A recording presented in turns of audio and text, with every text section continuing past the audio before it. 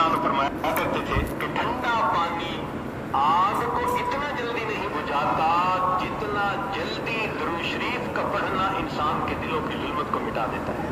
सैयदना अली रज़ियल्लाहु अन्हु फरमाया करते थे कि अगर अल्लाह ताला और उसके रसूल सल्लल्लाहु अलैहि वसल्लम ने तस्बीह, तकबीर, तहमीद, तहलील इनके फज़ाइल ना बताए होते तो मैं अपना पूरा वक्त दुरूद शरीफ के पढ़ने में गुजार देता।